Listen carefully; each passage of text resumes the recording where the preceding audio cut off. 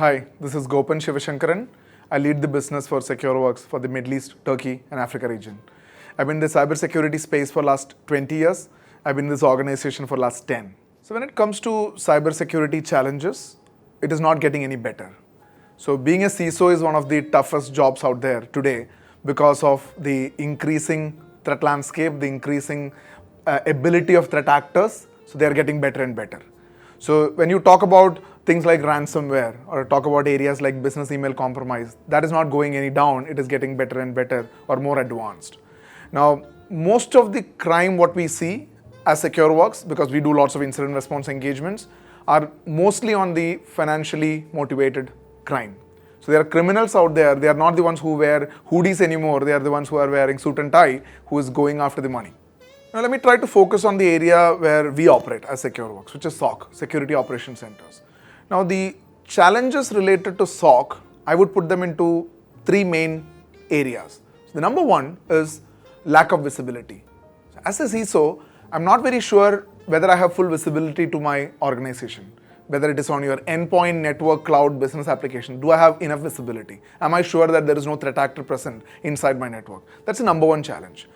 Number two challenge is, because I've got too many security controls in place so that I can try to improve my threat landscape visibility, I install lots of security controls which will produce lots of probably thousands or millions of alerts or logs at the central management system. How do I find that needle in the haystack? That one particular alert that mattered to me as an organization. How would I find that? That is complexity. That's my challenge number two. Now, assuming that you solve these two problems, which is visibility and complexity, you have the third challenge, which is response. Because once you have a confirmed breach or an incident, how do you handle that? Do you have enough capabilities either in-house or within your partner community to handle an incident when you are in the middle of a breach? Do you have capability to do that? So to summarize, we have got three main challenges from a SOC perspective: visibility, lack of visibility, complexity, and response. I'll tie these answers to the earlier question which we asked, which is how do we address these specific challenges, which are visibility, complexity, and response. So the answer is quite obvious. You have to increase your visibility.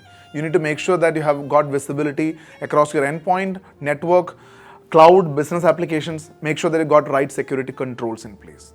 And also you need to make sure that you're reducing complexity by having a good threat detection platform which will help you to find that needle in the haystack, which is very, very important. So that you know that you have got full visibility, you know exactly there are no false alarms, you reduce false positives and increase true positives. That is the second area.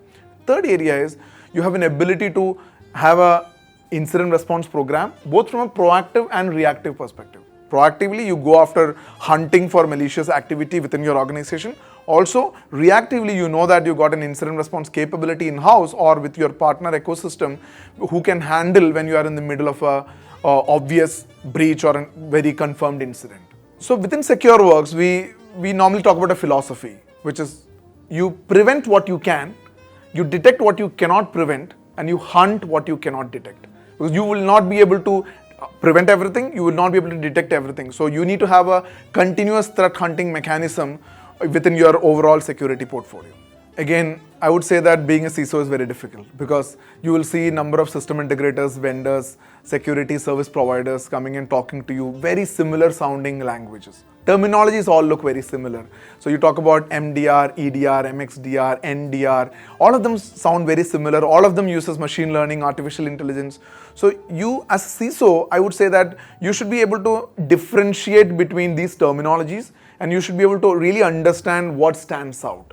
So I would say the pedigree of the organization is very important. How long they have been doing business? Are they a small shop which just started a few years ago or somebody who has been doing this for ages?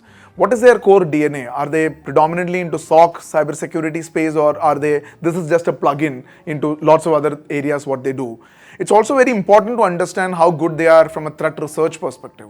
Now, unless you know what you're looking for, you won't be able to find it. So you need to know how many threat researchers they have, where do they get that threat landscape visibility? Do they have customers across the globe? How many customers they have? Where do they find their threat actor visibility?